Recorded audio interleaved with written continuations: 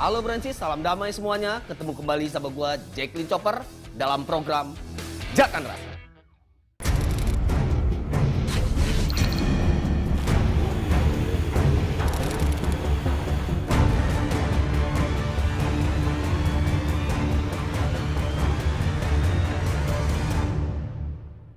Masih banyak nih aksi pihak kepolisian dalam memberantas aksi kejahatan. Ini dia liputannya.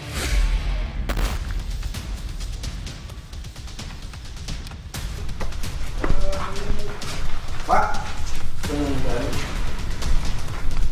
kamu còn Putih, mình sao lại làm mà?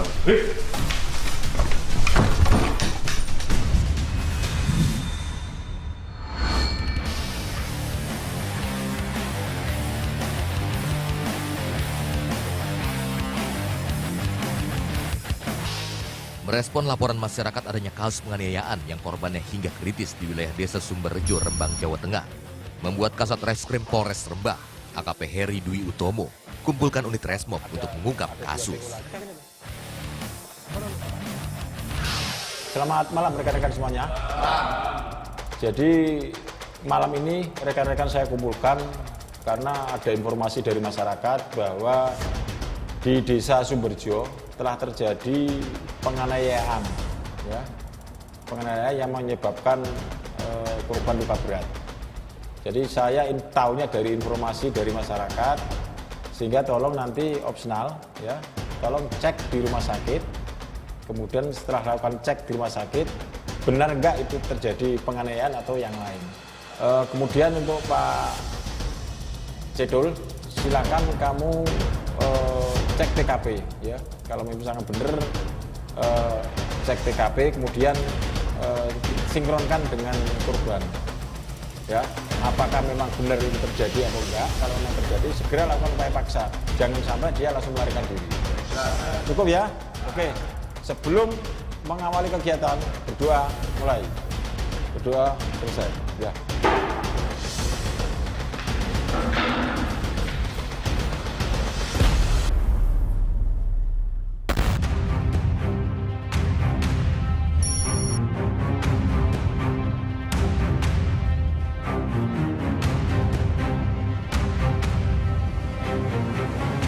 Dari pemeriksaan lapangan dan rekaman CCTV, terlihat bagaimana pelaku menyerang korban secara membabi buta.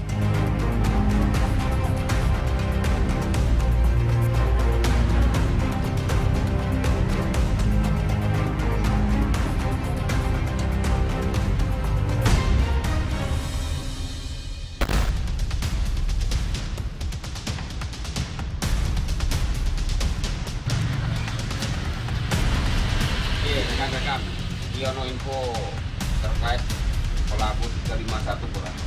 Bar kejadian, itu pelaku langsung lungo, cuma sampai saat ini untuk kabarnya. Ya infonya pakai mobil warna putih. Ya itu bawa mobil punya keren. Sekarang gini, untuk percepatan, setelah kejadian kamu ya Mas Adi ya, untuk ngecek di rumahnya, Ya ini pastikan apakah pelaku ada di rumah enggak. Oke, untuk percepatan kamu meluncur ke rumahnya, pantau kalau memang pelaku ada, kamu ngabari saya. ya. Dari keterangan para saksi, tim Resmob yang dipimpin Aibtu Soekardi mendapatkan identitas pelaku bernama Slamet Priyono. Setelah semua jelas, perburuan dimulai.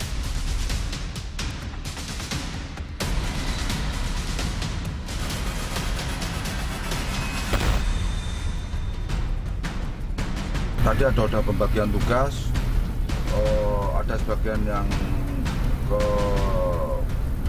nemui di rumah sakit dan tunjuk keberadaan pelaku di mana, sering di mana, nongkrong di mana gitu. Pelaku lebih apa? Satu orang. Satu orang Pak. Halo? Iki entuk info nek pelaku ning omah gak? Ning omah. Bolo-bolo di waspada ning nggawa sajam mau. Oh iya, langsung berangkat deh, pakai berhenti rumah ya. Ya mbak APPC, ya. Oke.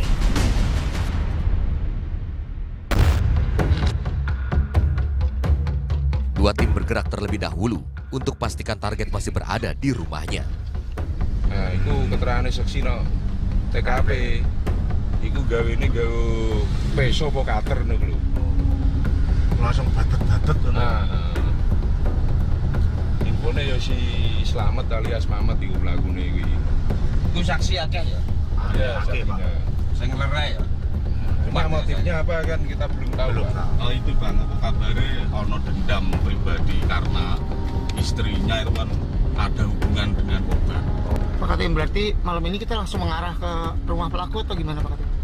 Kita sementara tunggu aksi kita, nanti tunggu kabarnya, kita pastikan ini pelaku ada di rumahnya atau dia langsung melarikan diri. Kita pastikan, kita tunggu kabar dari aksi dan anggota saya. Belum sampai di rumah target, tim mendapat informasi bahwa pelaku masih di rumah.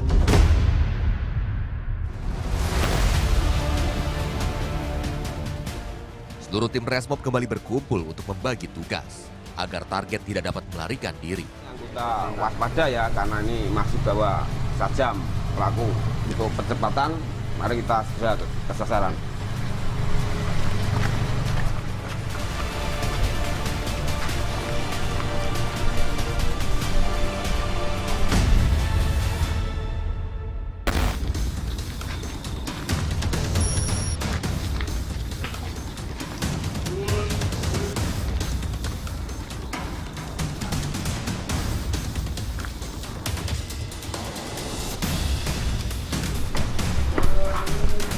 Pak,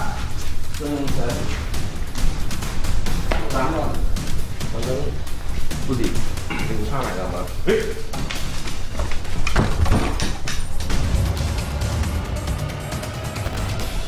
Iki aku kok Polres Rembang ya, dari Resmob. Kamu harus mempertanggungjawabkan kejadian tadi. Kenapa ya Pak? Iki anak kantor ya. Jelas nang kantor ya. Kami tak bawa, tak jalur keterangan terkait kejadian yang berjo. Saat penggerbekan, orang tua tersangka yang kaget anaknya ditangkap coba menghalangi petugas. Namun setelah dijelaskan, keluarga rela selamat dibawa polisi. Anak tak bawa, tak jalur keterangan ya.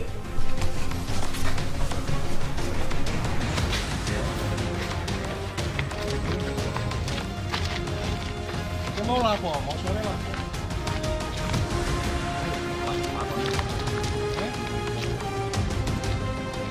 Tersangka mengaku tega menganiaya karena merasa harga dirinya ditantang oleh korban.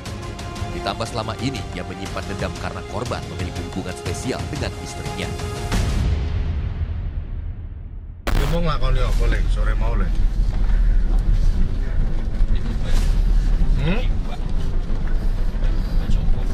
Kenapa kamu baca-baca?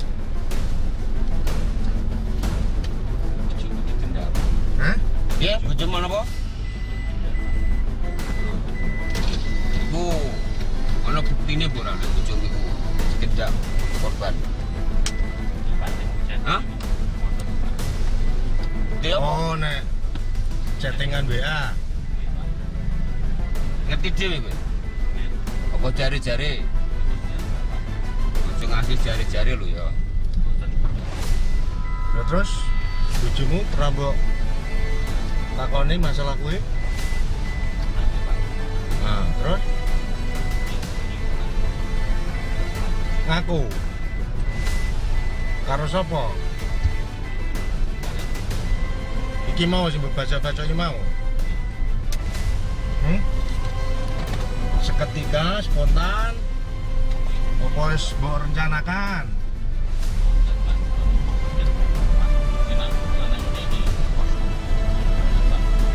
Oh, udah ada komunikasi.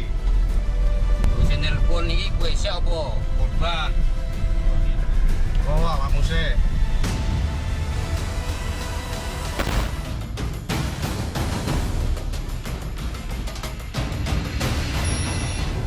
Guna mempertanggungjawabkan perbuatannya, tersangka dibawa ke Polres Rembang untuk pemeriksaan lebih lanjut.